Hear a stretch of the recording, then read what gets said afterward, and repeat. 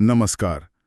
आज हम मध्यस्थता यानी आर्बिट्रेशन में एक अहम सवाल पर गौर कर रहे हैं। क्या होता है जब मध्यस्थ चुनने की प्रक्रिया ही एक तरफा हो? क्या इससे निष्पक्षता पर सवाल उठता है? हमारे पास भारत के सुप्रीम कोर्ट के एक ताज़ा और काफ़ी महत्वपूर्ण फैसले के कुछ अंश हैं। बिल्कुल। और हमारा मकसद यही है कि इस कानूनी दस्तावेज से वो ज़रूरी बातें निकालें जिनसे ये समझ आए कि मध्यस्थता समझौतों में खासकर जहां एक पार्टी नियुक्ति को कंट्रोल करती है वहां निष्पक्षता इतनी बुनियादी क्यों है। सही। तो चलिए ज़रा इस पर बात करते हैं। अच्छा, मध्यस्थता का एक बड़ा फायदा तो यही माना जाता है ना, पार्टी स्वायत्तता, कि पार्टियां अपनी मर्जी से मध्यस्थ और प्रक्रिया चुन सकती हैं। हाँ, ये आज़ादी है ज़रूर, पर आप कह सकती हैं कि ये अनलिमिटेड नहीं है। कानून कुछ चीज़ें अनिवार्य रखता है। जैसे आर्बिट्रेशन एक्ट का सेक्शन 18 है, वो कहता है कि दोनों पार्टियों से बराबरी का बर्ताव हो। और सेक्शन 12 है जो मध्यस्थों की स्वतंत्रता और निष्पक्षता पर जोर देता है। तो वो एक संतुलन है। अच्छा, तो शायद इसलिए 2015 में कानून में वो सेक्शन 12(5) और 7th शेड्यूल जोड़े गए थे। बिल्कुल, संतुलन के लिए। अच्छा, एकदम सही। वो एक बहुत बड़ा कदम था।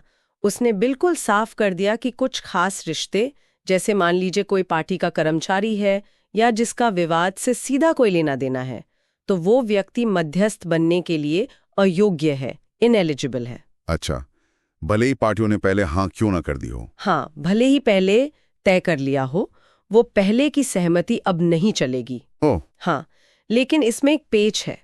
अगर विवाद शुरू होने के बाद, ये जरूरी है, बाद में दोनों पार्टियां फिर से लिखित में इस अयोग्यता को माफ करने पर राजी हो जाएं, तो वो चल सकता है। अच्छा, तो बाद वाली लिखित सहमति जरूरी है। बिल्कुल। अरे पर यही तो बात फंसती है ना। उन सिचुएशंस का क्या जहां सिर्फ एक ही पार्टी को मध्यस्थ नियुक्त करने का पूरा अधिकार होता है, या मान लीजिए वो एक पैनल बना दे और कहें कि इसी में से चुनो। हाँ, यहीं पर सुप्रीम कोर्ट के जो फैसले आए हैं उन्होंने काफी कुछ साफ किया है।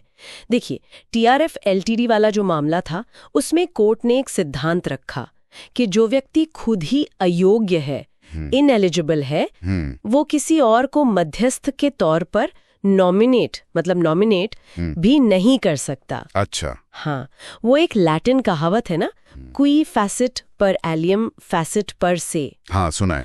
उसका मतलब यही है कि जो काम आप किसी और के जरिए करते हैं वो माना जाता है कि आपने खुद किया है। समझ गया। फिर इसी को आगे बढ़ाते हुए पर्किंस केस में कोर्ट ने माना कि भाई, अगर सिर्फ एक ही पार्टी को एकमात्र मध्यस्थ सोल आर्बिट्रेटर चुनने का अधिकार है, तो इसमें पक्षपात बायस का एक शक तो पैदा होता ही है।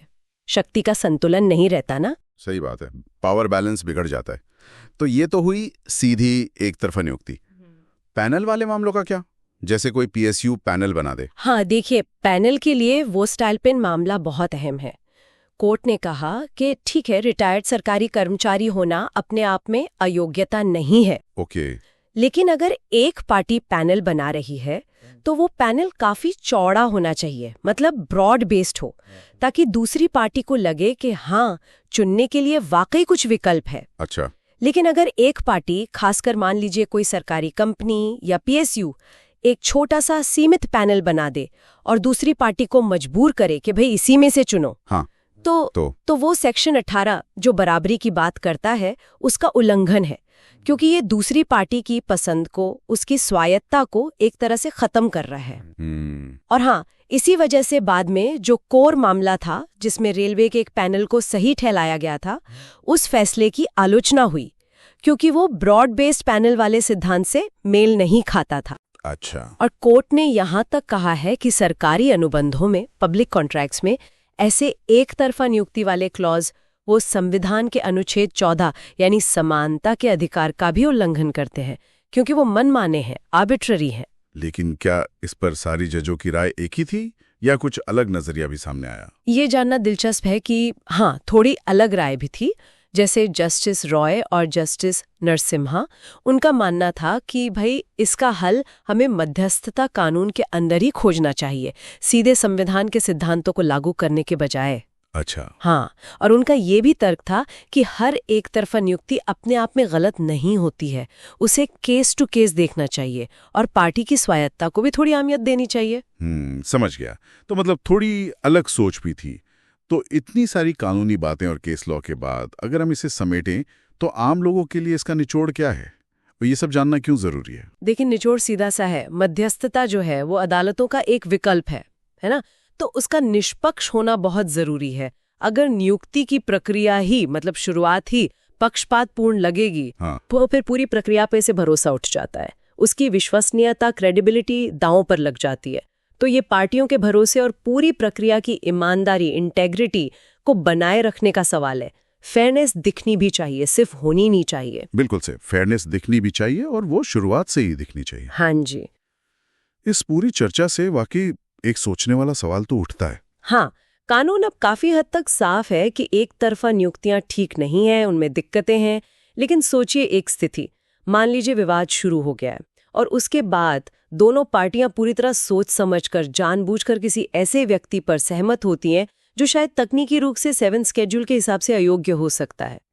जैसे शायद उसकी कोई खास महारत हो, एक्सपर्टीज हो। हाँ, बिल्कुल। शायद उसकी खास एक्सपर्टीज की वजह से दोनों उसे चाहते हैं।